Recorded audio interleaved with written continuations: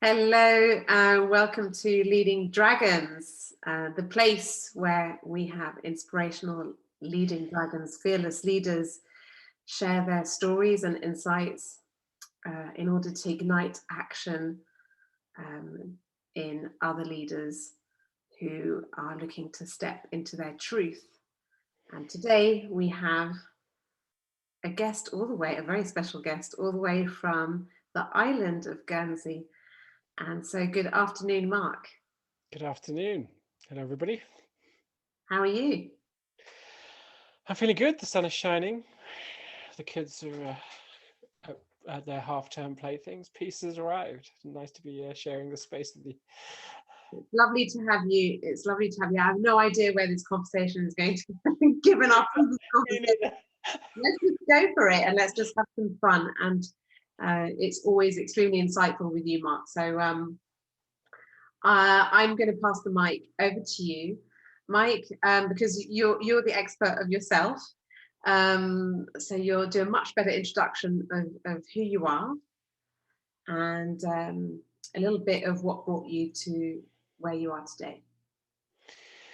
So my name is Mark. I am a community builder and change maker from the island state of Guernsey, which, for those that don't know, it is a little country of 63,000 people between England and France.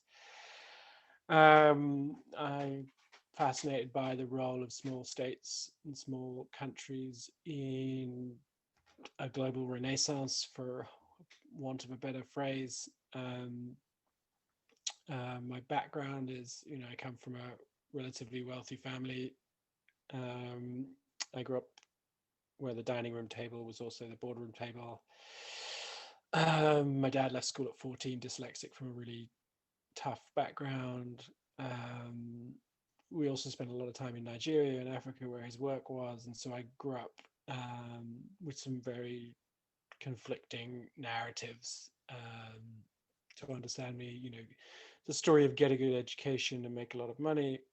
Um, I was living in an environment where someone with no education was making more money than the people with. Um, and, so I spent time questioning a lot of what I seen, and not seeing the point of a lot of it. So, school was fun, but also, you know, um, it was just a place to spend the days rather than, I saw it for what it was quite early. It was institutional, it was about conformity rather than necessarily um, training leaders of tomorrow. If I look now at who ended up being leaders within my school cohort, actually the ones that were most playful against the system probably ended up being more in leadership. So it's and the ones that conform the most probably it's an average struggled later on, especially in this world we're into. So yeah, educational background, questioning a lot, uh, saw the extremes of wealth from the tax haven that I live in I'm from, and also um, Africa, which what I noticed more when you're young was the profound joy in Africa with people with nothing, and actually the profound malaise, I think is the best word to describe people in the West, Mhm. of people with everything. And spent a lot of my life thinking I was going mad because the world didn't make sense to me, Mm. and I couldn't buy into it. Um, and At so what age was I hmm? that? At what age? From what age did you already start thinking about? I think I started to like paddle like a duck, and be trying to kind of search for a way out of a glass box of craziness. I think from maybe I'm conscious of that process starting from maybe age 7, 8, 9, when I started to kind of react against things, and not be as malleable as I could have been. Um, Yeah, but I mean, it's interesting that I still managed to get qualifications and degrees primarily because I could see it as a social life. So I was smart enough to just do what I needed to do to get to the next stage. And then I ended up setting up a business with my brother, and aged 20, first week out of uni, decided to get into entrepreneurship and follow the path. Mhm.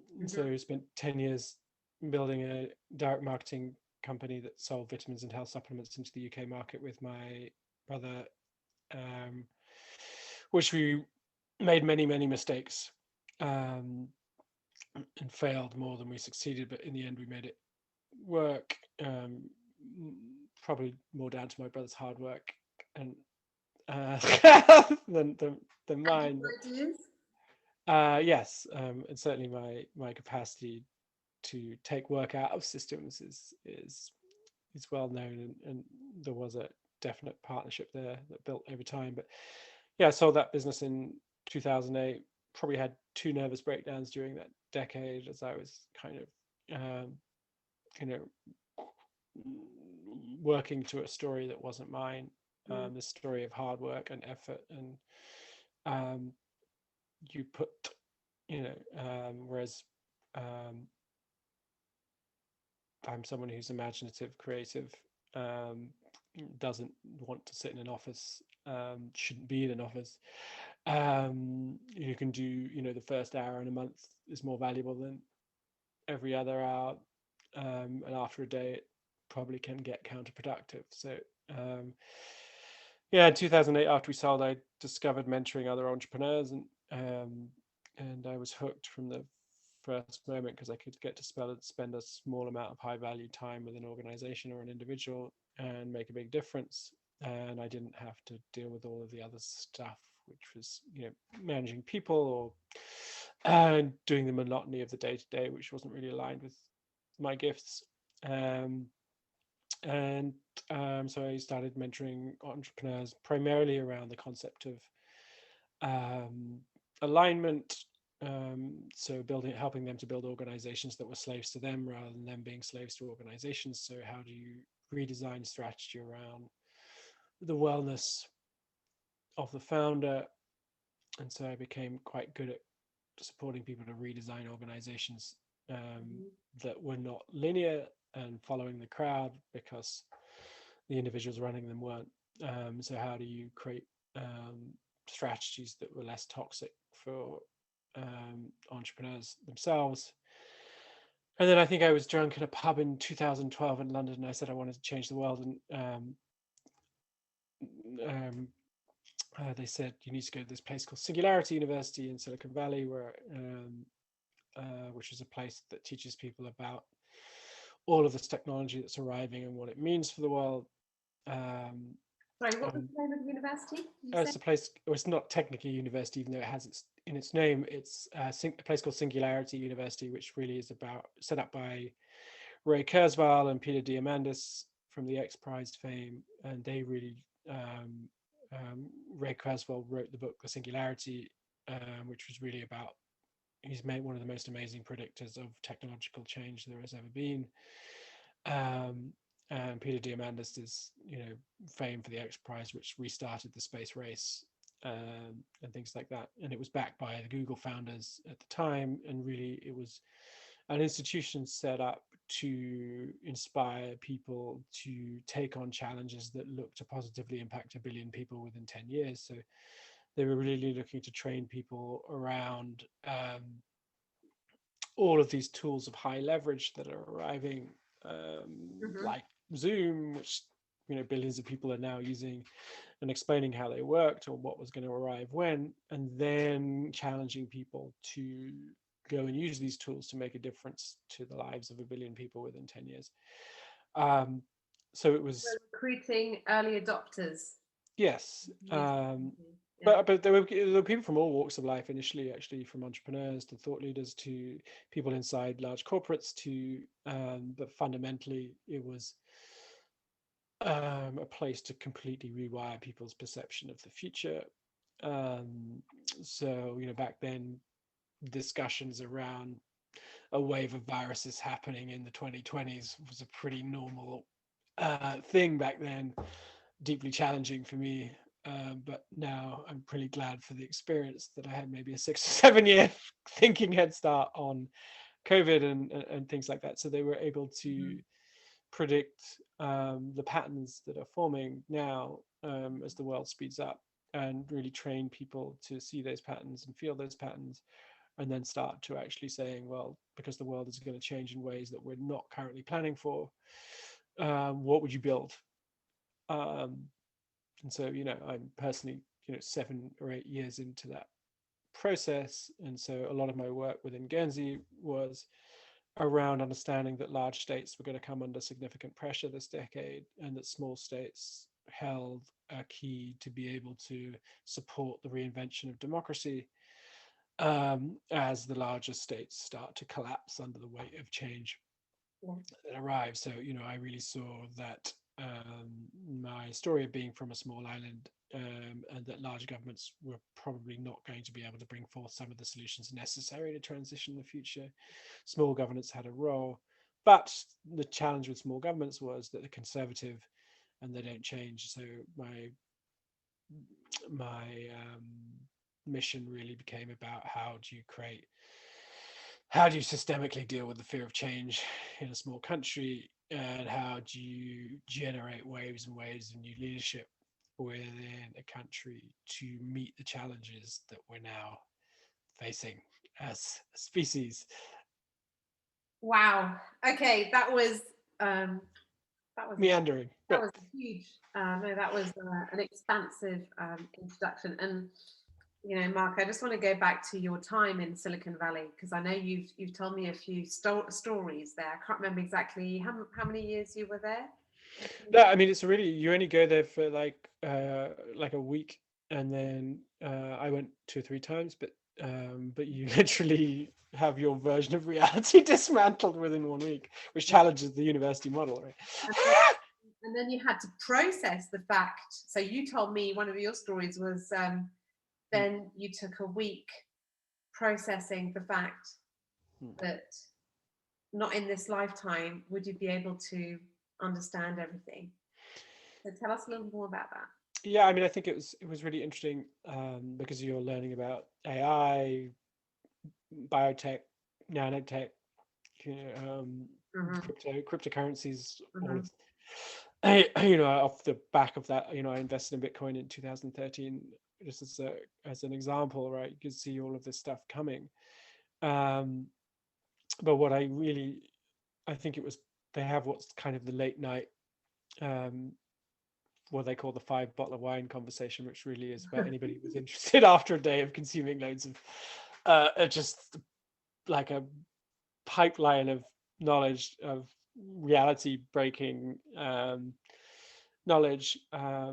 There's a 5 bottle of wine conversation, which was really the discussion around quantum physics. But it was interesting, on the second day, when I think I was in a nanotech or biotech lecture, I just said, when I was feverishly writing notes, it was probably the end of the year where I stopped writing notes in my life. I just said, okay, as I was getting all of this information, trying to consume it and rationalize it, I just said, okay, I get it. I wrote in my notebook, anything is possible, and then threw my threw my notebook away. And Wow. then that was probably day 2. Day 5 was the quantum physics conversation, and I was like, and if you look at some of the experiments on the edges of quantum physics and collective consciousness and things like that, and I was pretty much a staunch atheist before this period of time, where I could hyper rationalize everything and be, um, champion of science and etc. But at the edges of that, at the edges of science, at the frontiers, there was a possibility where science and spirituality started to converge, and that really, and I think that created a situation where my mind literally went into overdrive, and I didn't sleep for 7 days after that experience, where I started to try and comprehend the sheer scale of what I was arriving, but also the sheer, as someone who, someone who's, my parents has called me professor, and um, as someone who prided themselves on knowing and knowledge, I literally realized at that period of time that my mind couldn't possibly process or comprehend everything. And so it took a good friend to walk me off the mental edge uh, of 7 days no sleep at 2 in the morning on a Skype call like this, to say, Mark, you don't have to chase every thought, you don't have to know everything, Yeah. and that there was a freedom that comes the other side of that.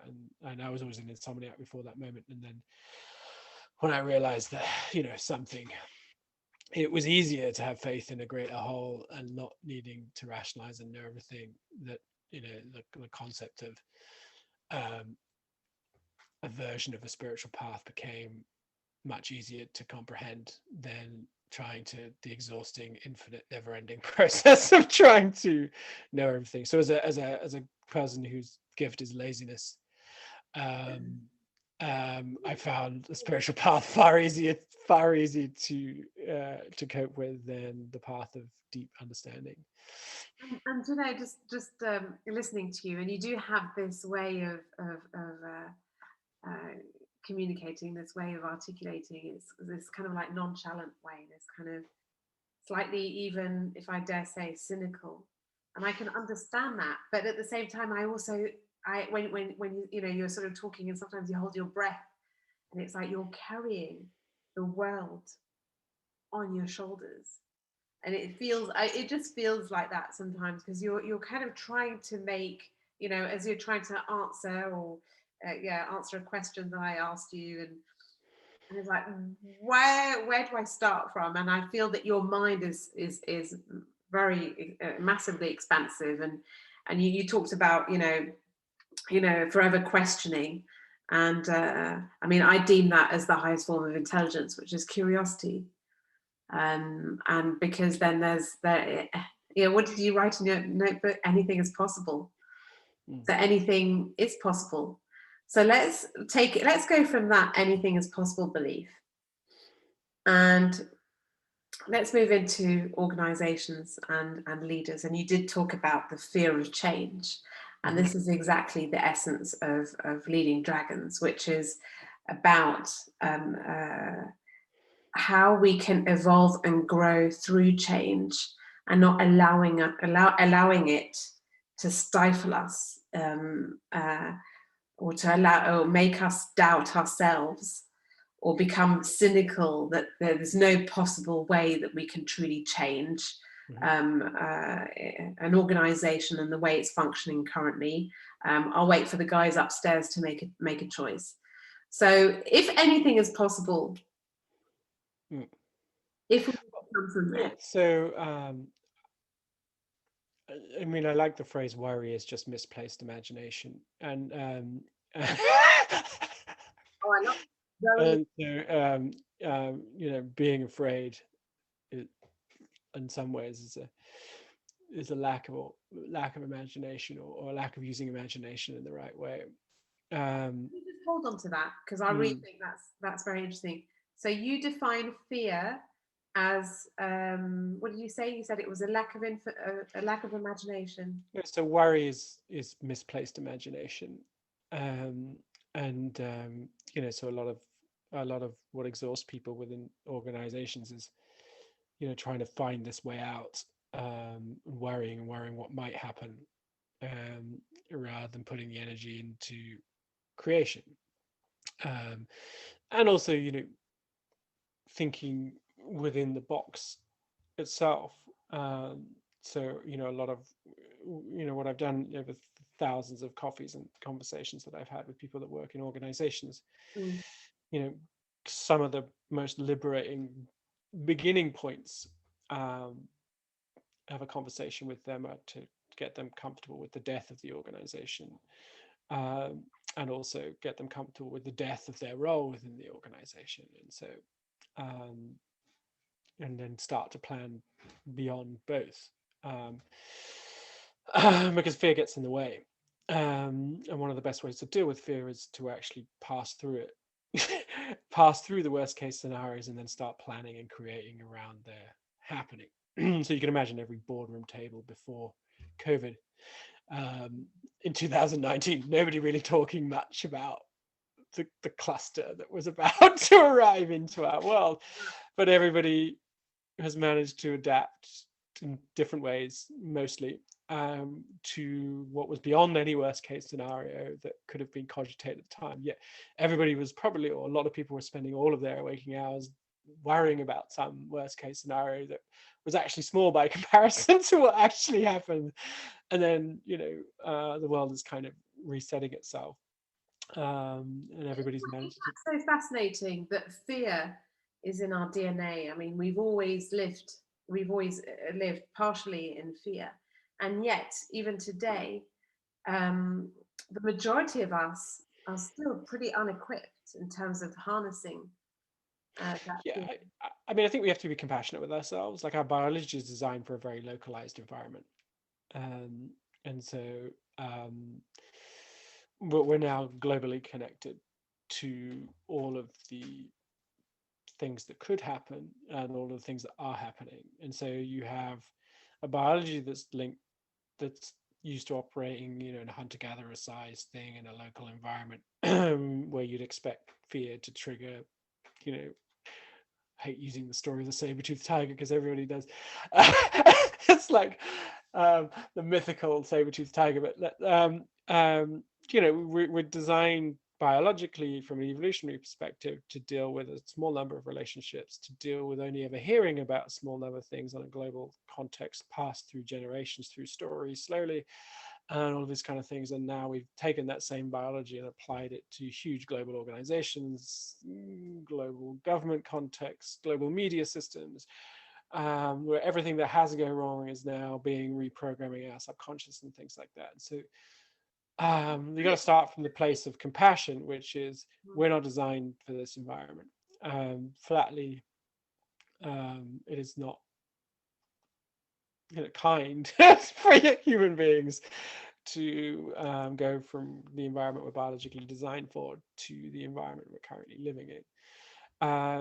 And so I think when we can be much easier on ourselves as a result of that understanding, then we can start to question why some of our organizations are not working, why we find our lives far more challenging than they need to be, and how we can, start to lead from a different place, which is accepting, what are we really designed for?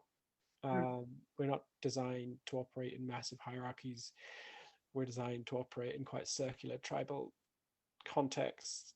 And so, I think a lot of my exploration and interest has been around trying to understand um, how these systems are, for all the right reasons, we've ended up in the wrong place as a species.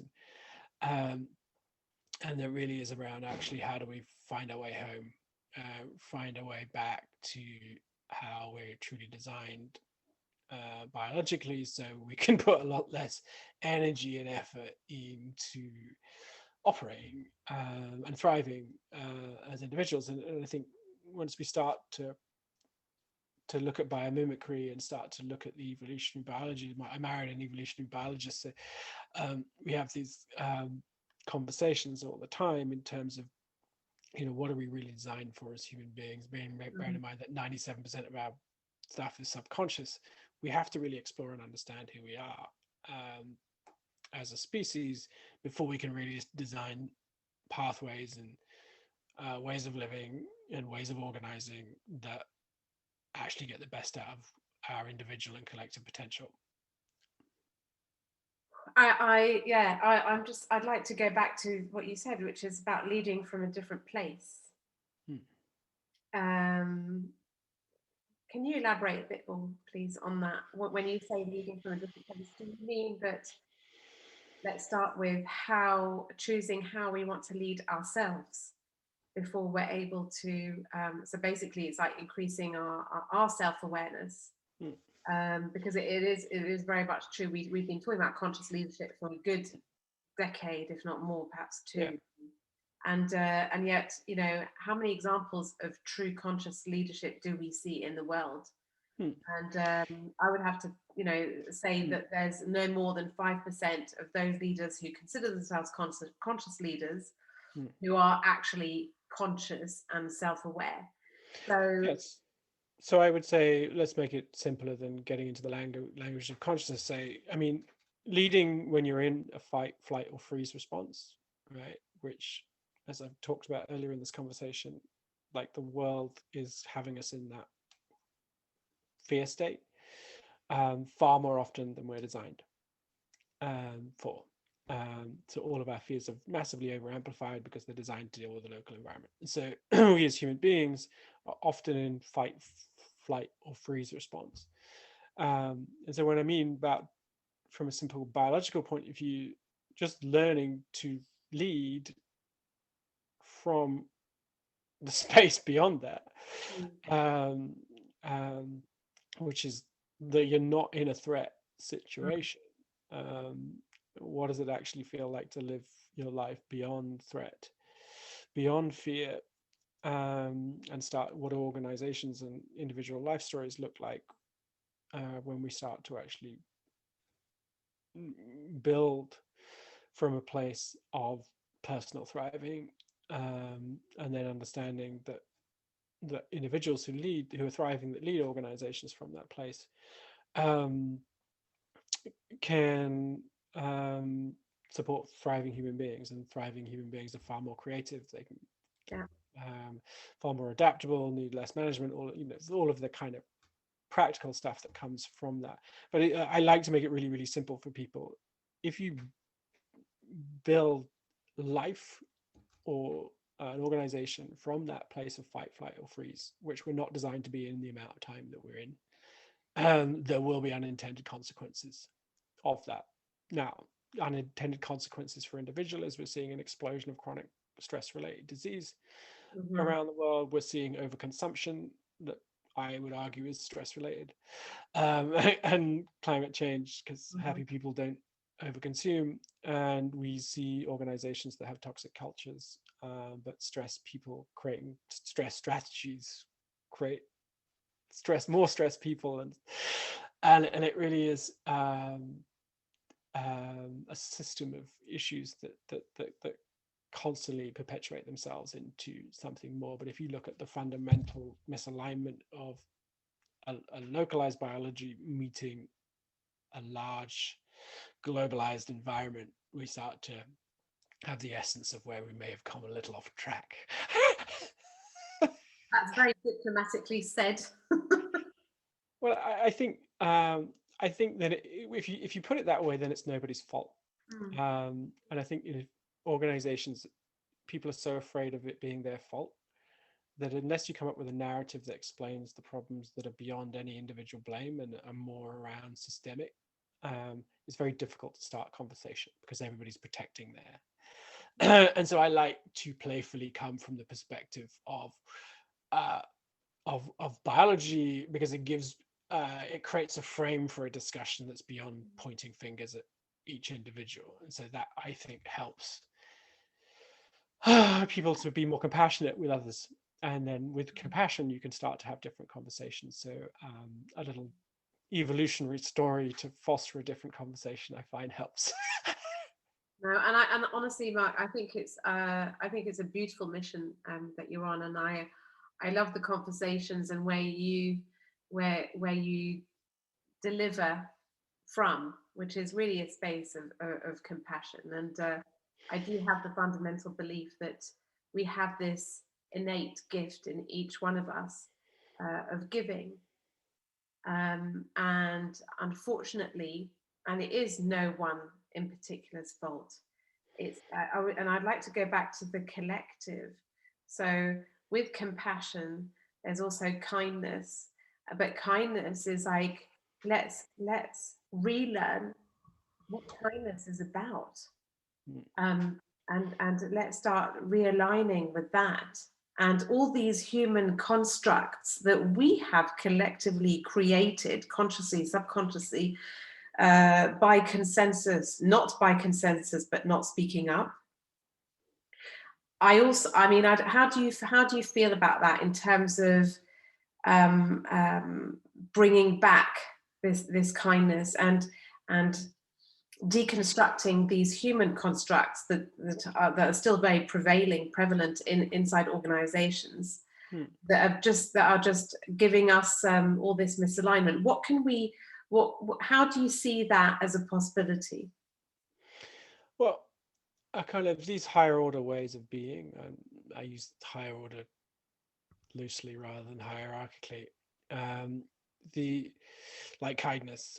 I think it's if you look at say the stories of concentration camps or anything like that, it's when people are about to be sent to the shower and things like that. It's very difficult to operate in a non-toxic way when it's a life and death situation.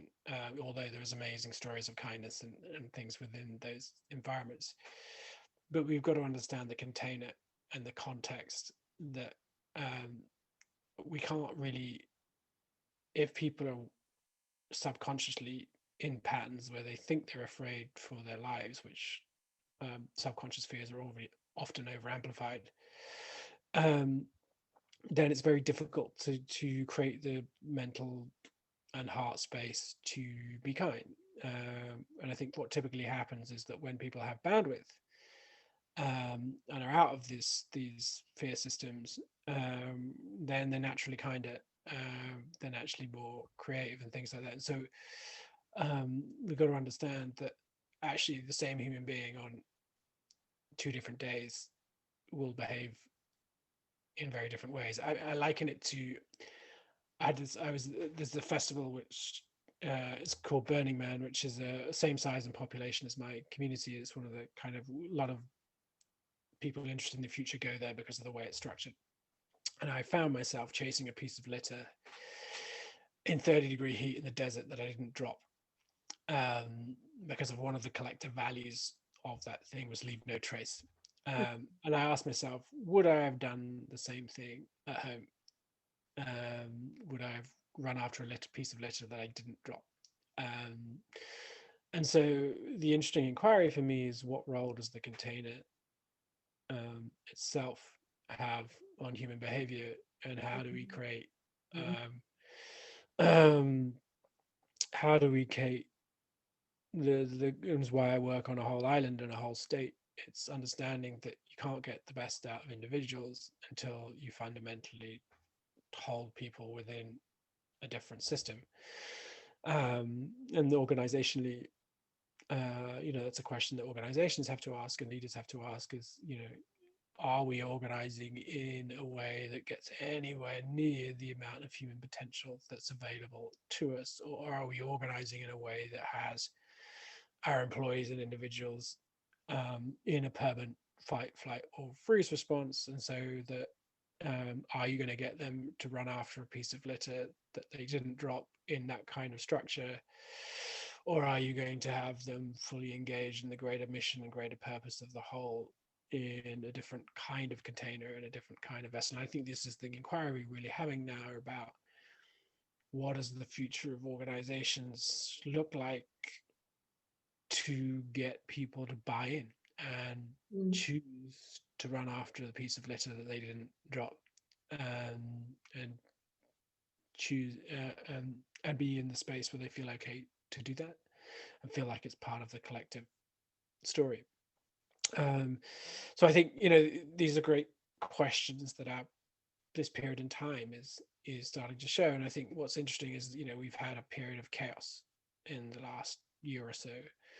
And I think when people start to research which organizations and communities did extraordinarily well despite all of the odds, it will be the ones that are the most cohesive. It'll be the ones that have the most trust. It'll be the ones that in some ways operate least hierarchically. It'll be the ones that have a greater sense of collective purpose. And it'll be the ones that people had the skills to put fear in context, and not to have it over amplify. And so yeah, I love that. I love that piece about contextualizing fear, because it can become a monster, can't it? And it can start, eating you from the inside. And the more power, the more energy we give it to define us, the greater it becomes. And that depends hugely, or probably mostly, or entirely, the environment that we are in. And so I love your. It's the first time I hear that, which is around. It would be also those organisations that have people inside it that do have the skills to contextualize, to put fear in a context, and to just relativize everything, relativize fear in itself, and not make it this huge illusion that paralyzes everybody. Yeah. Yeah, and that's a skill that can be quite easily dissipated within an organization is simple skills, wellness skills, and processing emotions and processing fears and things like that. It's pretty common. I wouldn't say it's common. It's now, there's a body of work and body of knowledge that can support people with these kind of tools, with dealing with adversity, dealing with uncertainty, processing emotions, doing all of these kind of things that probably at the center of some of your work. But this isn't uncommon knowledge anymore.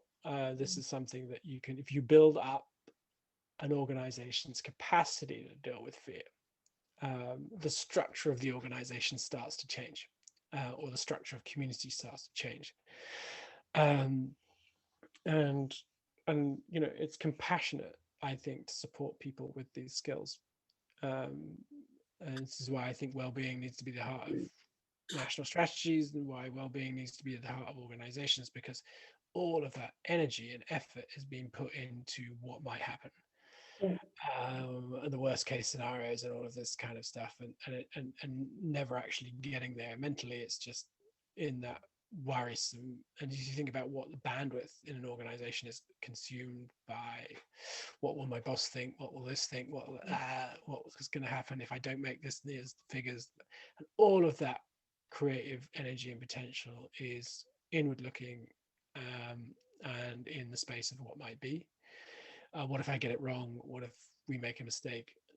And it's like, it's only when we start to be able to contextualize the amount of energy and effort that is going into those stories, and start to give people the skills to move beyond them, do we even get to the state where organizations can shift and be in a different structural state, because that's actually a very useful, hierarchy is a very useful structure for groups of people that are afraid. Would you agree, Mark? Then, if I was to say that an organisation that fosters a psychologically safe environment of work, by definition, is able to harness, fearful moments, fear. Yeah, I would say that. Well, if I think I was, if you look at a tribe of chimpanzees, right, or something like that, when they go fearful environment, they don't go off on like a hero's journey, or individually or anything like that. They actually start to hold each other, and they start to cuddle each other and things like that, to create the oxytocin release, right? And so they come together, they are creating all this hormone release, and this is how we're designed to be able to deal with adversity in tribe, in community, in together. But so many of our systems actually create around the hero's journey, or individually designed, or and so we're not actually understanding the biology of how to process fear. The antidote to fear is oxytocin and trust and touch and human connection and vulnerability. These are the things that actually drive oxytocin release, which help you process all of the kind of things going on in the fear state. So we only have to look to the species that haven't forgotten how to organize and that are closely related to us, to see how they deal with adversity compared to how we deal with it, um, to Yeah, understand that they're probably more linked to their biological responses than we are. yeah, So yes, a that's safe environment where people can hold each other in challenge have is you seen going to that release. in an office? I haven't. Well, I don't live in, I don't have, I hardly go to offices. No, It's but usually, back in the day, inside, same with me, back in the day, working inside corporations, people do the exact opposite. They're kind of encouraged typically to silo off, mhm, and they go, okay, I can't talk to you, Mark, now, okay, because till the end of the month, mm, there's pressure, there's a deadline I've got to meet. So there's the exact opposite that's mm, happening, that should be happening. So yeah, rather than that, and that's collectivity, collective effort, and mm, collective support, is actually going, okay, drop your pens, leave your desks, let's all huddle together in a room and go, there's a crisis point here. mm. What are we going to do together, and Well, how. how do we emotionally process this crisis point and Mm, presence all of the subconscious fears and presence what it's surfacing for everyone, and deal with the emotional aspect of what's coming up first, before you then move forward in reality. So can we process the fear before we take action? I mean, that's not always practical because sometimes you just have to adapt. But the people who can adapt are usually good at processing fear. And so, fear is often best processed together in community, and vulnerability is the kind of key to connection. So the more we create safe spaces where we can show up for each other and just say, this is surfacing fear within me, you know, I'm um, you know, COVID is arriving, the prospect of working from home is this, I fear for my job at the end of this process. Well, these are all human emotions that are happening anyway, unless you create the environment for them to be processed. You're living with yeah. the loss of potential of having that going on in people's subconscious. And when it becomes conscious in community, then you get the bandwidth back, right? Because people have gone through and emotionally processed that fear in community. Mark, tell us a story when you were faced with adversity, you were faced with fear, and you chose somehow to move despite it, to move through it, to move with it, and not allow it to take over your actions and take over your sense of being. I think walking through fear is um, one of my few skills. So I come alive in chaos. I think it's, um, but I would say, I mean, one of the things that I remember, my second son was born.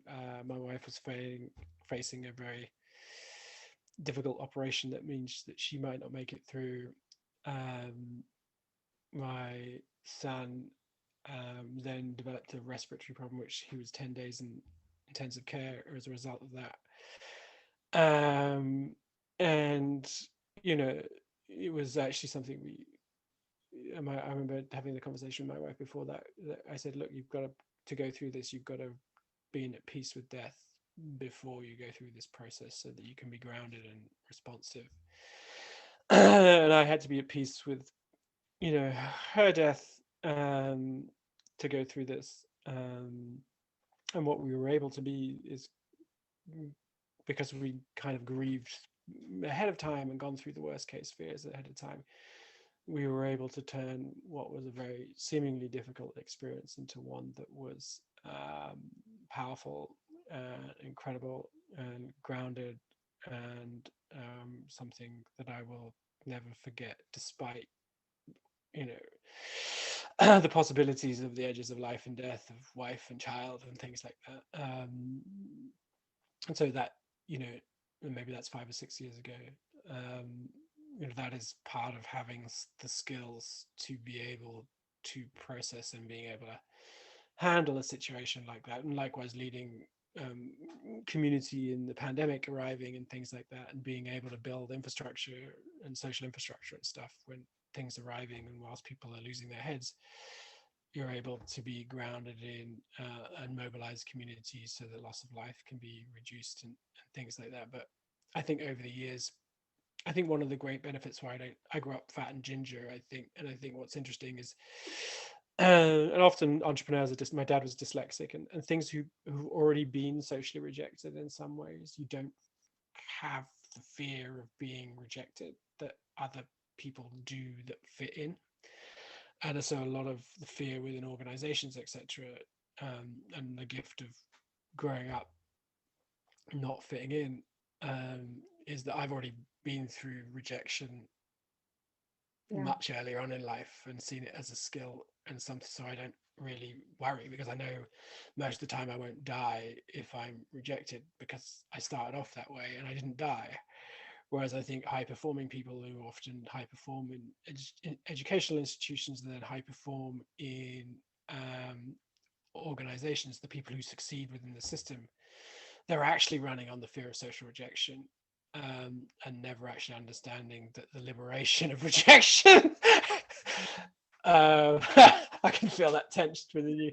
I want to pause there because that was a lot there, and thank you so much for sharing that very powerful story about the birth of your second child, Hmm.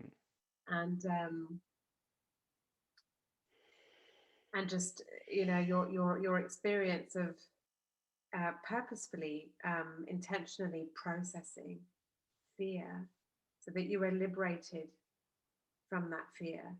And so there was no more attaching, holding on really tight, clinging, resisting to what could possibly, and therefore it feels like then that because you were able to, both you and your wife, you process that fear and you're able to release and let go, then you were open to much greater opportunities and what could, and possibilities within that very highly sensitive situation. Well, there was work to be done, right? There was, and that fear would not have helped Yeah. in that process. So that's Yeah. fascinating because it goes back to attachment, doesn't it? So we cling on to things and we attach ourselves to outcomes, and inside organizations, that's what we're measured against, starting from the top. And so until, and I don't know, I'm just putting it out there, but until the ladies and the men at the top let go of those outcomes, those measures, the way that they measure success, until they do that, how can an organization possibly build their skill of fear processing? Well, it's interesting because you could argue, I mean, this is why it operates as a system, why I work on the whole system, because, I always say you get the government you are, um, in it. Mhm. And so communities vote on fear that create fearful people.